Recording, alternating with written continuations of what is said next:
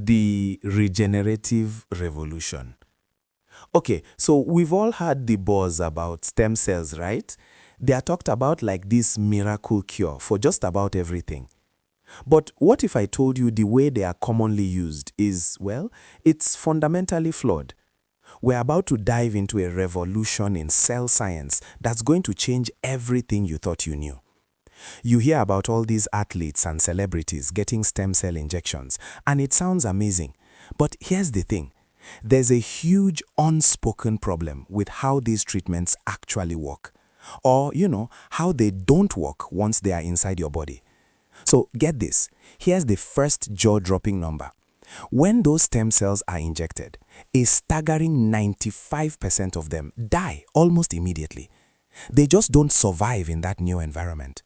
That means the vast majority of the therapy you are paying for is gone before it even has a chance to do anything. And it gets worse. For that tiny little 5% of cells that actually survive, well, there's another huge problem. They don't stick around. Within just 24 hours, only 2% of them are left in the joint. The rest they migrate away, making them totally useless for fixing the problem area.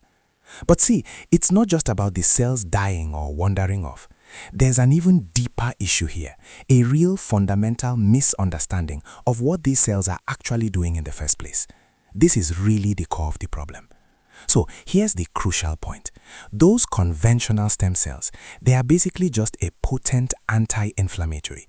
And yeah, reducing inflammation is good, no doubt. But that's not the real goal, is it? What we actually need is regeneration, the ability to rebuild lost or damaged tissue, like the cartilage in your knee. And standard stem cells, they just don't do that. Which of course leads us to the billion-dollar question that has driven researchers for years. If the standard stem cells aren't the true regenerators we thought they were, then what is?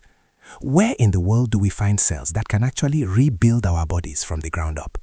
Well, it turns out the answer isn't some single magic bullet. It's a really powerful combination, a two-part solution that finally tackles both of those big problems, cell survival and true regeneration. First, you need a completely different kind of cell. Enter pluripotent stem cells. That word pluripotent just means they have this incredible, almost magical ability to turn into any type of cell in your entire body. Heart, brain, cartilage, you name it. They are the true master cells, the ultimate tool for regeneration. But, having the right cells is only half the battle. To solve that problem of them floating away, we combine them with something called a hydrogel scaffold. Just think of it like a biological anchor or a kind of jello mold that holds these powerful cells exactly where they are needed so they can do their regenerative work without drifting off. Now, a technology this groundbreaking, it needs a true pioneer to bring it from the lab into the real world. And that brings us to Dr. Adil Khan, a leading figure who is right at the forefront of this regenerative revolution. I mean, his client list reads like a who's who of peak performance. We're talking Kim Kardashian, Chris Hemsworth, Zac Efron, even the legendary Tony Robbins. These are people whose careers literally depend on their health and vitality, and they trust him to deliver the cutting-edge solutions. And that level of trust really says it all. He's not just treating symptoms. His entire focus is on solving the core problem of longevity, helping people tackle chronic illness right at the source so they can live longer, better lives. But this isn't just about high-profile clients.